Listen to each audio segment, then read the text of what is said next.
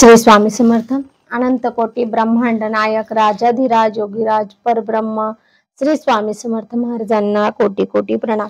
तसंच माझी ही व्हिडिओ जे सेवेकरी बघतायत त्यांना श्री स्वामी समर्थ। बघा मंडळ, आजच्या व्हिडिओमध्ये आपण अनंत चतुर्दशीची माहिती आणली। आता अनंत चतुर्थी आपली 6 सप्टेंबरला अनंत चतुर्दशी आहे आणि अनंत चतुर्दशी म्हणजेच आपण त्या दिवशी गणपती विसर्जन करतो। तर हे गणपती विसर्जन करण्याचा दिवस जो अनंत चतुर्दशी आहे, या दिवशी लक्ष्मी नारायणाची पण आपल्याला सेवा करायची असते आणि लक्ष्मी नारायणाची सेवा त्या दिवशी अनंत पटीने पुण्य देणारी असते। जसं काय अक्षय तृतीया म्हणतो ना आपण, अक्षय तृतीयेच्या दिवशी सेवा केली की ती अनंत म्हणजे अक्षय राहते, ती सेवा कधी संपत नाही, कधी खंड होत नाही।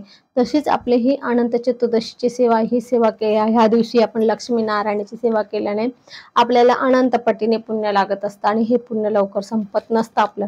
तर हे आपल्याला सेवा करायची आहे त्या दिवशी। तर आजच्या व्हिडिओमध्ये आपण अनंत चतुर्दशीच्या दिवशी लक्ष्मी नारायणाची काय सेवा करायची हे बघू। तर बघा, अनंत चतुर्दशीच्या दिवशी लक्ष्मी नारायण हे पृथ्वीवर येत असतात। ते म्हणजे सहपरिवार हे पृथ्वीवर येत असतात आणि त्या दिवशी आपल्याला लक्ष्मी नारायणाची सत्यनारायण असेल, त्यानंतर विष्णू सहस्रनामावली म्हणून तुळशी पत्र व्हायची सेवा करायची आहे। ही सेवा आहे अनंत पटीने पुण्य देणारी। आता आपल्याला माहिती आहे, आपण सत्यनारायणच्या ग्रंथामध्ये बघितलेले आहे की सत्यनारायण हे व्रत अनंत महापुण्यकारक हे व्रत आहे आणि आपण म्हणून दर पौर्णिमेला सत्यनारायण करतो। जे काही स्वामी सेवेकरी आहेत त्यांना त्या सत्यनारायण पूजेचं महत्त्व कळालेलं आहे आपल्या मार्गानुसार। म्हणजे आता ही जी आहे आपल्याला ही सगळी माऊलींनी किंवा माऊलींचे वडील होते जे दादा मोरे दादा यांनी ही माहिती दिलेली आहे आणि आपल्याला ती आपल्यापर्यंत म्हणजे त्यांना पिठले महाराजांनी माहिती दिलेली आहे आणि पिठले महाराजांना श्रीपाद श्री वल्लभांनी, म्हणजे हे सगळं श्रीपाद श्री वल्लभांनी आपल्यापर्यंत पोहोचवण्याचं हे सगळं एक चक्र आहे। म्हणजे ही स्वामींची माहिती असेल, हे सगळं पूजा व्रत असेल, हे सगळं आपल्याला पोहोचवण्याचं शेवटी त्यांचंच। आता श्रीपाद श्री वल्लभ हा अवतार आहे स्वामींचाच आहे, म्हणजे आपल्यापर्यंत ही सगळी माहिती स्वामींनीच पोहोचवलेली आहे। हे सगळं स्वामींनी चक्र त्याच्यापासून हे जे काय आहे हे महापुण्यकारक हे सत्यनारायण व्रत आहे आणि आपण हे दर पौर्णिमेला करतो।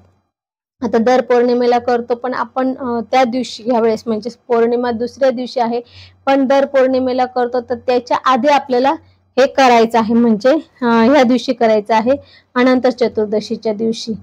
म्हणून आपण अनंत चतुर्दशीच्या दिवशी लक्ष्मीनारायणाचं व्रत म्हणजे सत्यनारायण करा आणि जे विष्णू सहस्रनामावली आपल्या नित्यसेवेमध्ये आहे बघा, विष्णू सहस्रनामावली आहे नित्यसेवेमध्ये, तर विष्णू सहस्रनामावली म्हणून आपल्याला तुळशीपत्र व्हायचे। आता ते कसे व्हायचे त्याचा एक व्हिडिओ मी मला वाटतं बनवलेला आहे, नसेल बनवलं तरी मी एक शॉर्टमध्ये सांगते।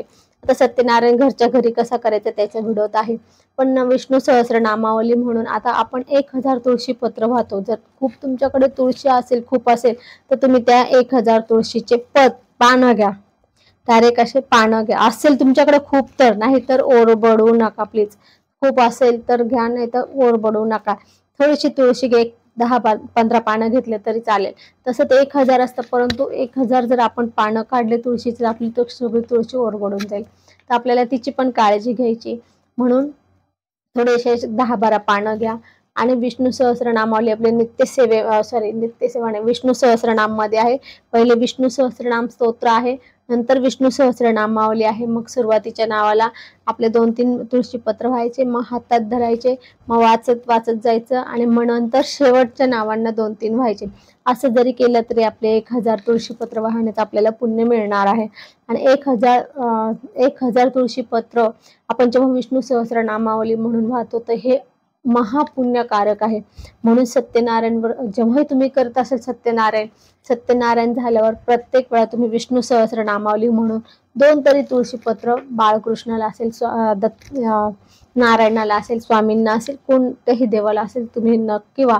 म्हणजे हे सत्यनारायणचं व्रत जे महापुण्यकारक आहे त्यात आणखी भर पडते हे विष्णू सहस्रनामावली म्हणून तुळशीपत्र वाहण्याची। म्हणून आपल्याला ही सेवा त्या दिवशी करायची आहे आणि ही सेवा केल्यानंतर आपल्याला जो काही लक्ष्मी नारायणाचा आशीर्वाद मिळणार आहे तर तो आपला अनंत पटीने असणार आहे। आता त्यात आपण काही म्हणजे आपल्याला काही मागणी करायची असेल तर, म्हणजे थोडक्यात आपल्याला कुठल्या कामासाठी जरी आपल्याला ही सेवा करायची असेल तरी करू शकतात। आता सत्यनारायण जे आहे हा लक्ष्मी प्राप्तीसाठी असतो, जे आपल्या घरात अखंड लक्ष्मी राहावी, जे आपल्याकडे आहे लक्ष्मी ती स्थिर राहू, जी आपल्याकडे नाहीये ती यावं, ज्यांच्याकडे आर्थिक अडचण आहे त्यांच्यासाठी आहे, पुत्रप्राप्तीसाठी आहे, खूप काही म्हणजे सगळ्या समस्यासाठी किंवा सगळ्या प्रश्नासाठी आपण सत्यनारायण व्रत करू शकतो. आणि सगळ्या याच्यात आता आपल्याला माहिती आहे की सत्यनारायण ग्रंथातच दिलेलं आहे की ह्या कलियुगामध्ये सगळ्यात लवकर फळ देणारं जे आहे हे सत्यनारायण व्रत आहे. त्यामुळे आपण हे सत्यनारायण करायचं आहे. म्हणजे सत्यनारायणाचे खूप काही अनुभव आहे. पूर्वीचे लोक फक्त वर्षातून एकदा सत्यनारायण करायचे. आपल्याला आपल्या महाराजांनी इतकी संधी दिलेली, आपण महिन्यातून करू शकतो, अधिक महिना असेल तर रोज करू शकतो, किंवा आपण चातुर्मासात पण आपण काही संकल्प म्हणजे काही सत्यनारायणचे संकल्प करून करू शकतो.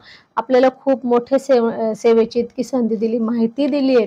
विशेष म्हणजे माहिती आपल्याला दिली, त्याच्यामुळे आपण ती संधी घेतोय, संधीचा फायदा घेतोय आणि आपण ती सेवा करतोय, आपण त्याचे अनुभव पण घेतो आहे. म्हणजे आपल्याला ह्या सेवेमुळे खूप काही अनुभव येतात आणि ही सेवा खूप पॉवरफुल पण आहे. त्यानंतर विष्णू सहस्रनामावली, विष्णू सहस्रनाम पण वाचू शकता.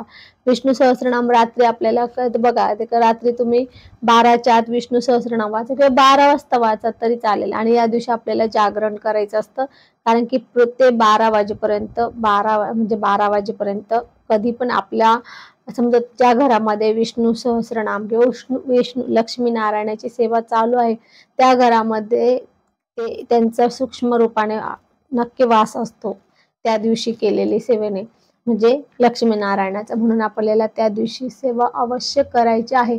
सगळ्यांनी ही सेवा जितकी जमेल तितकी अवश्य करा, कारण की वर्षातून एकच दिवस असतो आपल्याला सेवेला. मला माहिती आहे की त्या दिवशी आपल्याला खूप काम असतं, परंतु ही सेवा आपण संध्याकाळी करायची. ही सेवा आपल्याला दिवसा करायची नाही, आपल्याला संध्याकाळी करायची. मग दिवसभर आपले गणपती बाप्पा 6 वाजेपर्यंत तर जातातच प्रत्येकाचे. मग आपण रात्री करा, 7ला करा, 8ला करा, 12 वाजेपर्यंत करायचे. रात्री 12 वाजेपर्यंत कधी पण करा, म्हणजे तुम्हाला नंतर पण भरपूर वेळ आहे.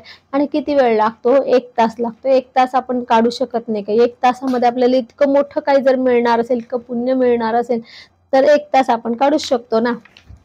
असं आहे ते. म्हणून त्या दिवशी आपल्याला सत्यनारायण व्रत करायचं आहे.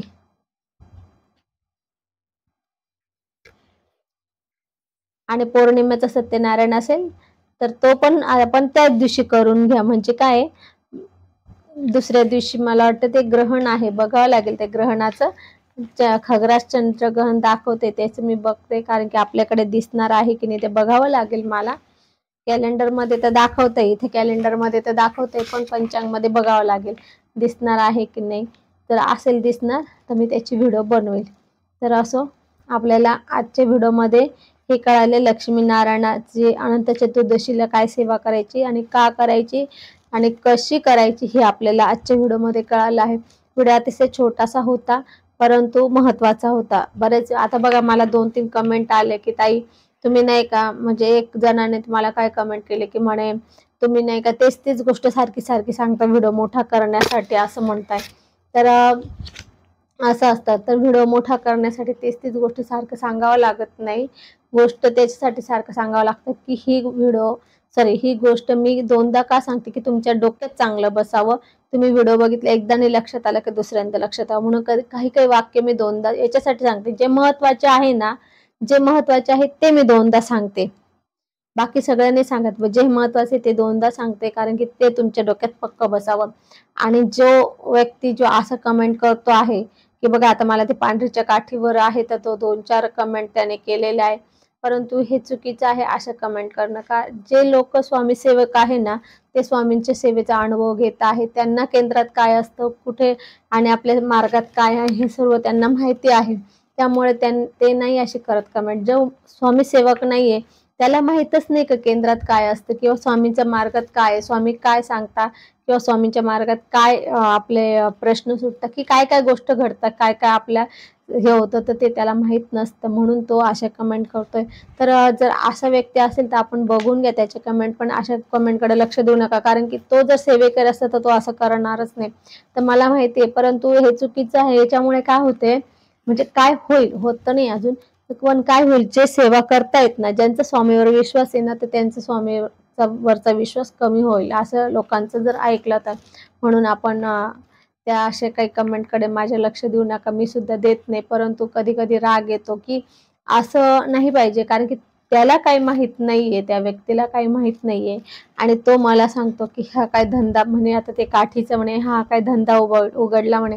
आता हे ज्या लोकांनी घेतले त्यांनी अनुभव घेतलेला आहे आणि याला काय माहिती धंदा उघडला असं. तर ही गोष्ट चुकीची, असं कोणाला बोलू नये.